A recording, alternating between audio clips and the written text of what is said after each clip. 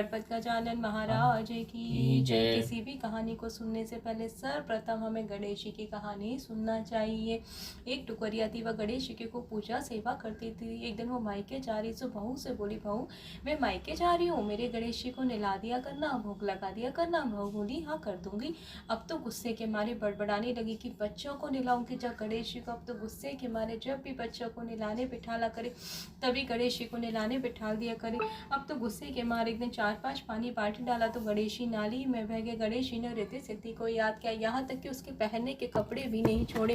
वह नहाने को बैठी थी, उसका पति बोला जल्दी नहो, आज तुम्हें नहाने में बड़ी देर हो गई। बोले क्या करूँ, मेरे कपड़े भी नहीं है। तुम्हारी माँ घर के सारे कपड़े पीन कर ले गई। उसने घर के अंदर जाके देखा तो घर में कोई भी सामान नहीं था। बोलो देख लो, तुम्हारी माँ तो घर का सारा सामान समेट कर ले गई है। तो माँ के मायके ही चला गया। तो माँ उसे रास्ते में ही मिल गई। मामा के दरवाजे पे पहुंची। माँ बोली देख ले जा बेटा को तो मेरे बिना अभी मन भी ना लगे, अभी आई भी नहीं कि पीछे से ही आ गया। बोले माँ तुम घर का सामान ले आई हो, धोती है, घर तो पूरा खाली पड़ा है, सारा सामान ना जाने कहाँ गया। वापस लौट कर आई तो बहू से पूछा, बहू मेरे गणेश जी कहाँ है। बहू ने खूब पानी डालकर पट्टे पर बिठाल कर नहलाए तो बह गए होंगे कुछ नाली फाली में। सास ने गणेश जी को आवाज लगाई तो गणेश जी बोले अम्मा नाली में पड़ाऊं। तो अम्मा बोली देख ले, तेरी सेवा करत करत सारा जीवन है क्यों, तैने मुझको दर्शन नहीं दिए। जब भूख की वजह से मुझे दर्शन तो भी हो गए। गणेश जी पास अम्मा के घर में जैसा था वैसा सामान हो गया। गणेश जी महाराज ने अम्मा को दर्शन जैसी कहानी कहने वाले सुनने वाले सब पर अपनी कृपा करना। बोलिए गणपत गजानन महाराज की जय। अथ सी बृहस्पतिवार व्रत कथा। भारतवर्ष में एक प्रतापी और दानी राजा राज्य करता था। वह नित्य गरीबों और ब्राह्मणों की सहायता करता था। यह बात उसकी रानी को अच्छी नहीं लगती थी। वह ना तो गरीबों को दान देती थी, ना ही भगवान का पूजन करती थी और राजा को भी दान देने से मना किया करती थी। एक दिन राजा शिकार खेलने वन को गए हुए थे तो रानी महल में अकेली थी। उसी समय बृहस्पति देव साधु के भेष में राजा के महल में भिक्षा के लिए गए और भिक्षा मांगी तो रानी ने भिक्षा देने से इनकार कर दिया और कहा, हे साधु महाराज मैं तो दान पुण्य से तंग आ गई हूँ। मेरा पति सारा धन लुटाता रहता है, मेरी इच्छा है कि हमारा धन नष्ट हो जाए, फिर ना रहेगा, बांस ना बजेगी बांसुरी। साधु ने कहा, देवी तुम तो बड़े ही विचित्र हो। धन संतान तो सभी चाहते हैं, पुत्र और लक्ष्मी तो पापी के घर भी होना चाहिए। यदि तुम्हारे पास अधिक धन है तो भूखों को भोजन दो, प्यासों के लिए प्याऊ लगवाओ, मुसाफिरों के लिए धर्मशालाएं खुलवाओ। जो निर्धन अपनी कुंवारी कन्याओं का विवाह नहीं करा सकते हैं उनका विवाह करा दो। ऐसे और भी कई काम है जिनके करने से तुम्हारा यश परलोक में फैलेगा। परंतु रानी पर उपदेश का कोई प्रभाव ना पड़ा। वह बोली, महाराज आप मुझे कुछ ना समझाइए, मैं ऐसा धन नहीं चाहती जो हर जगह बांटती फिरूं। साधु ने उत्तर दिया, दीदी तुम्हारी ऐसी इच्छा है तो तथास्तु। तुम ऐसा करना कि बृहस्पतिवार को घर लीप कर पीली मिट्टी से अपना सिर धोकर स्नान करना, भट्टी चढ़ाकर कपड़े धोना। ऐसा करने से आपका सारा धन नष्ट हो जाएगा।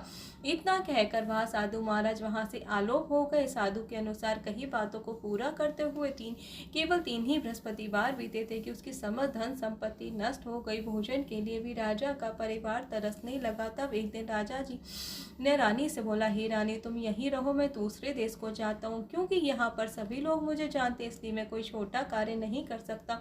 ऐसा कहकर राजा परदेश को चला गया। वह जंगल से लकड़ी काट कर लाता और शहर में बेचता अपना जीवन व्यतीत करने लगा। इधर राजा के परदेश जाते ही रानी और दासी दुखी रहने लगे। एक बार जब रानी और दासी को 7 दिन तक बिना भोजन के रहना पड़ा तो रानी ने अपनी दासी से कहा, हे दासी पासी के नगर में मेरी बहन रहती है, बड़ी ही धनवान है, तो उसके पास जाओ और कुछ ले आ ताकि थोड़ी बहुत गुजर बसर हो जाए। दासी रानी की बहन के पास गई। उस दिन गुरुवार था और रानी की बहन उस समय बृहस्पतिवार का व्रत कथा सुन रही थी। दासी ने रानी की बहन को अपनी रानी का संदेश दिया, लेकिन रानी की बड़ी बहन ने कोई उत्तर नहीं दिया। जब दासी को रानी की बहन से कोई उत्तर नहीं मिला तो बहुत दुखी हुई और उसे क्रोध भी आया। दासी ने वापस आकर रानी को सारी बात बता दी। सुनकर रानी ने अपने भाग्य को कोसा। उधर रानी की बहन ने सोचा कि मेरी बहन की दासी आई थी परंतु मैं उससे कुछ नहीं बोली, इससे वह बहुत दुखी हुई होगी। कथा सुनकर पूजन समाप्त करके वह अपनी बहन के घर आई और कहने लगी, हे बहन मैं बृहस्पतिवार का व्रत कर रही थी, तुम्हारी दासी मेरे घर आई थी, परंतु जब तक कथा होती है तब तक ना तो उठते हैं और ना ही बोलते हैं, इसलिए मैं कुछ नहीं बोली। कहो दासी क्यों गई थी? रानी की बहन बोली, बहन तुमसे क्या छुपाऊं, हमारे घर में खाने तक को अनाज नहीं था। ऐसे कहते कहते रानी की आंखें भर आई। उसने दासी समेत पिछले 7 दिनों से भूखे रहने तक की बात अपनी बहन को विस्तार पूर्वक सुना दी। रानी की बहन बोली, देखो बहन, भगवान बृहस्पति देव सबकी मनोकामना को पूर्ण करते हैं। देखो शायद तुम्हारे घर में अनाज रखा हो।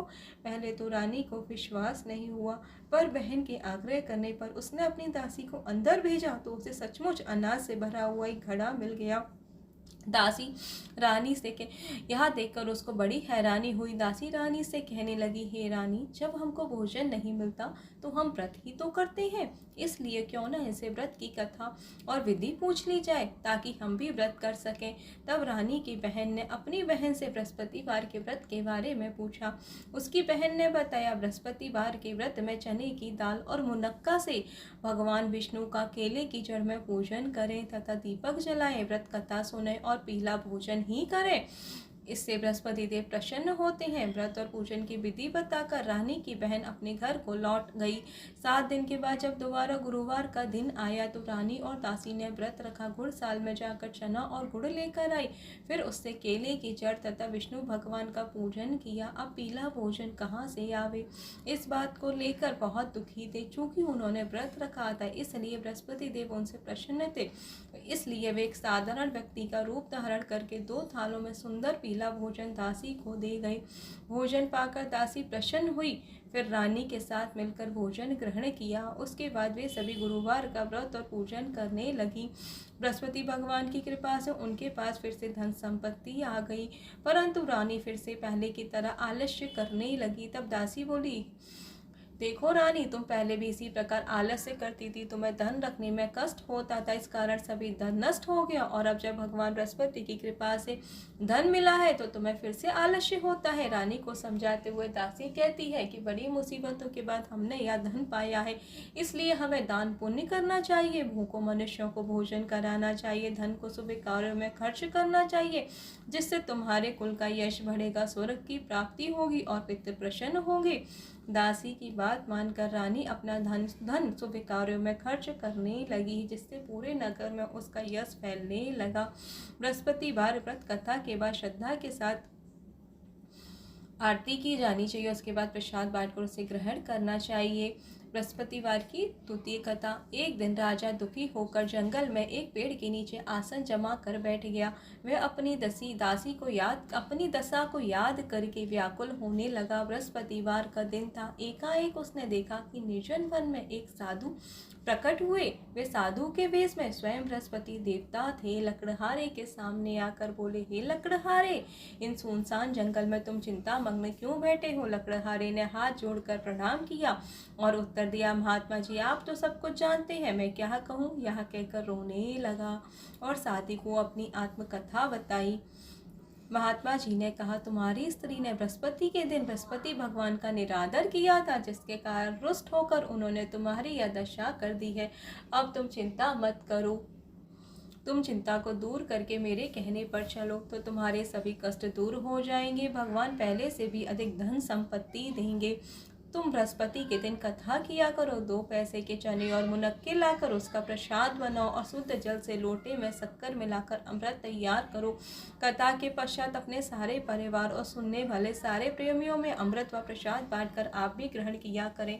ऐसा करने से भगवान तुम्हारी सभी मनोकामनाएं पूरी करेंगे। साधु के वैसे वचन सुनकर लकड़हारा बोला, हे प्रभु, मुझे लकड़ी बेचकर इतना पैसा नहीं मिलता जिससे मैं भोजन के उपरांत कुछ बचा सकूं। मैंने रात्रि में अपनी स्त्री को व्याकुल देखा है, मेरे पास कुछ भी नहीं है जिससे मैं उसकी खबर मंगा सकूं। साधु ने कहा, हे लकड़हारे, तुम किसी बात की चिंता को मत करो।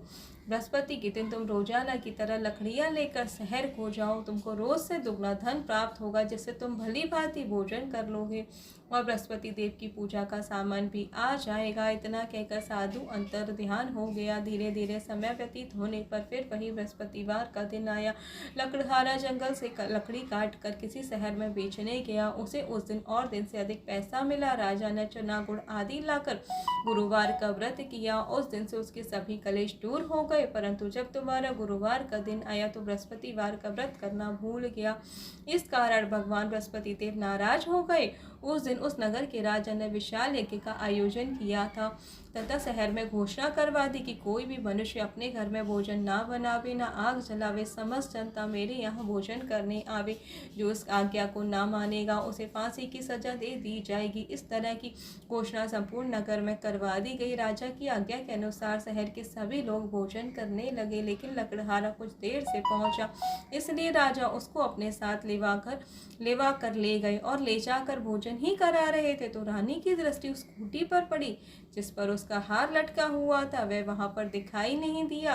रानी ने निश्चय किया कि मेरा हार इस मनुष्य ने ही चुरा लिया है और उसी समय सिपाहियों को बुलवाकर उसको कारागार में डलवा दिया। जब लकड़हारा कारागार में पड़ गया, बहुत दुखी होकर विचार करने लगा, ना जाने कौन से पूर्व जन्म के कर्म से मुझे यह दुख प्राप्त हुआ था, और उसी साधु को याद करने लगा जो कि जंगल में मिला था। उसी समय तत्काल बृहस्पति देव साधु के रूप में प्रकट हुए और उसकी दशा को याद कर कर कहने लगे, अरे मूर्ख, तूने बृहस्पति देव की कथा नहीं करी, इस कारण तुझे दुख प्राप्त हुआ है। अब चिंता मत कर, बृहस्पतिवार के दिन कारागार के दरवाजे पर तुझे 4 पैसे पड़े मिलेंगे, उनसे तू बृहस्पति देव की पूजा करना तो तेरे सभी कष्ट दूर हो जाएंगे। बृहस्पति के दिन उसे 4 पैसे मिले। लकड़हारे ने कथा कही और उसी रात्रि को बृहस्पति देव ने उस नगर के राजा को स्वप्न में कहा, हे राजा, तुमने जिस आदमी को कारागार में बंद कर दिया है वह निर्दोष है, वह राजा है, उसे छोड़ देना। रानी का हार उसी खूंटी पर लटका है, अगर तू ऐसा नहीं करेगा तो मैं तेरे राज्य को नष्ट कर दूंगा। इस तरह रात्रि के स्वप्न को देखकर राजा प्रातः काल उठा, खूंटी पर हार देकर लकड़हारे को बुलाकर क्षमा मांगी तथा लकड़हारे को योग्य सुंदर वस्त्र आभूषण देकर विदा कर दिया। बृहस्पति देव की आज्ञा के अनुसार लकड़हारा अपने शहर नगर को चल दिया।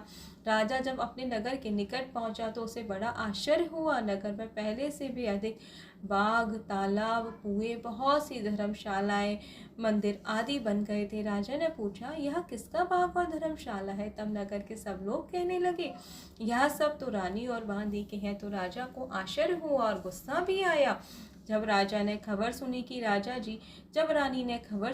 राजा जी आ रहे हैं तो उन्होंने बांदी से कहा, हे दासी, देख राजा हमको कितनी बुरी हालत में छोड़ के गए थे, हमारी ऐसी हालत देखकर वह लौट न जाए, इसलिए तू दरवाजे पर खड़ी हो जा। आज्ञा के अनुसार दासी दरवाजे पर खड़ी हो गई। राजा आए तो उन्हें अपने साथ लिवा लाई। तब राजा ने क्रोध करके अपनी रानी से पूछा, यह धन तुम्हें कैसे प्राप्त हुआ? तब उन्होंने कहा, हमें यह सब धन बृहस्पति देव के इस व्रत के प्रभाव से प्राप्त हुआ है। राजा ने निश्चय किया कि 7 रोज बाद तो सभी बृहस्पति देव का पूजन करते हैं, परंतु मैं प्रतिदिन दिन में 3 बार कहानी तथा रोज व्रत किया करूंगा। अब तो हर समय राजा के दुपट्टे में चने की दाल बंधी रहती तथा दिन में 3 बार कहानी कहता। एक रोज राजा ने विचार किया कि चलो अपनी बहन के यहाँ हो आवे। इस तरह का निश्चय कर राजा घोड़े पर सवार हो अपनी बहन के यहाँ को चलने लगा। मार्ग में उसने देखा कि कुछ आदमी एक मुर्दा लिए जा रहे थे। उन्हें रोककर राजा कहने लगा, अरे भैया, मेरी बृहस्पति देव की कथा को सुन लो।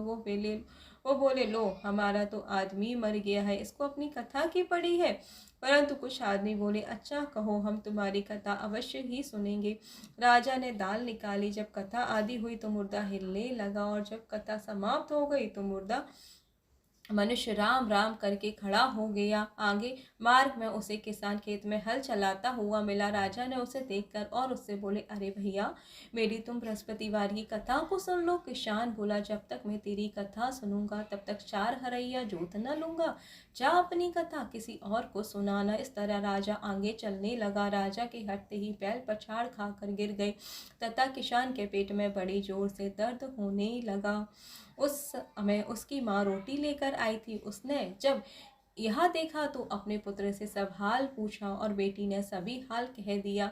तो बुढ़िया दौड़ी दौड़ी उस घुड़सवार के पास गई और उससे बोली कि मैं तेरी कथा सुनूंगी, तू अपनी कथा मेरे खेत पर चलकर ही कहना। राजा ने बुढ़िया के खेत पर जाकर कथा कही, जिसके सुनते ही बैल उठ खड़े हो गए और किसान के पेट का दर्द भी बंद हो गया। राजा अपनी बहन के घर पहुंचा। बहन ने भाई की खूब मेहमानी की। दूसरे रोज प्रातः काल राजा जगा तो वह देखने लगे कि सब लोग भोजन कर रहे थे। राजा ने अपनी बहन से कहा, हे बहन, ऐसा कोई मनुष्य है जिसने भोजन नहीं किया हो? मेरी बृहस्पतिवार की कथा को सुन ले। बहन बोली, हे भैया, यहाँ देश ऐसा ही है। पहले यहाँ लोग भोजन करते हैं, बाद में अन्य काम करते हैं। अगर कोई पड़ोस में हो तो देख आऊं, ऐसा कहकर देखने चली गई, परंतु उसे कोई ऐसा व्यक्ति नहीं मिला जिसने भोजन ना किया हो। और अतः वे एक कुमार के घर गई जिसका लड़का बीमार था। उसे मालूम हुआ कि उसके यहाँ 3 रोज से किसी ने भोजन नहीं किया है। रानी ने अपनी भाई की कथा सुनने के लिए कुम्हार से कहा, तो वह तैयार हो गया। राजा ने जाकर बृहस्पतिवार की कथा कही, जिसको सुनकर उसका लड़का ठीक हो गया तो राजा की प्रशंसा होने लगी। एक रोज राजा ने अपनी बहन से कहा, हे बहन, हम अपने घर को जाएंगे, तुम भी तैयार हो जाओ। राजे की बहन ने अपनी सास से कहा। सास ने कहा, चली जा, परंतु अपने लड़के को मत ले जाना, क्योंकि तेरे भाई की कोई औलाद नहीं है। बहन ने अपने इस भैया से कहा, हे भैया, मैं तो चलूंगी, पर कोई बालक नहीं चलेगा। राजा बोला, जब कोई बालक नहीं चलेगा तब तुम ही क्या करोगी? बड़े दुखी मन से राजा अपने नगर को लौट आया। राजा ने अपनी रानी से कहा, हम निर्वंशी हैं, हमारे मुंह देखने का धर्म नहीं है और कुछ भोजन आदि नहीं किया। रानी बोली, हे प्रभु, बृहस्पति देव ने हमें सब कुछ दिया है, वह हमें औलाद भी अवश्य देंगे। उसी रात को बृहस्पति देव ने राजा को सपने में कहा, हे राजा, उठ, सभी सोच त्याग दे, तेरी रानी गर्भ से है। राजा यह बात सुनकर राजा को बड़ी खुशी हुई और 9वें महीने में उसके गर्भ से, रानी के गर्भ से, एक सुंदर पुत्र की प्राप्ति हुई। तब राजा बोला, हे रानी, स्त्री बिना भोजन के रह सकती है, पर बिना कहे नहीं रह सकती है। जब मेरी बहन आवे तब तुम उससे कुछ मत कहना। रानी ने सुनकर हाँ कर दिया। जब राजा की बहन ने यह शुभ समाचार सुना तो वह बहुत खुश हुई और बधाई लेकर अपने भाई के यहाँ आई। तभी रानी ने कहा, घोड़ा चढ़कर तो नहीं, गधा चढ़ी आई। राजा की बहन बोली, भाभी, मैं इस प्रकार ना कहती तो तुम्हें औलाद कैसे हो मिलती? बृहस्पति देव ऐसे ही हैं, जैसे जिसके मन में कामनाएं होती हैं सभी को पूर्ण करते हैं। जो सद्भावना पूर्वक बृहस्पतिवार का व्रत कथा को कथा को पढ़ता अथवा सुनता है, दूसरों को सुनाता है, बृहस्पति देव उसकी सभी मनोकामनाएं पूर्ण करते हैं। बोलिए बृहस्पति देव भगवान की जय।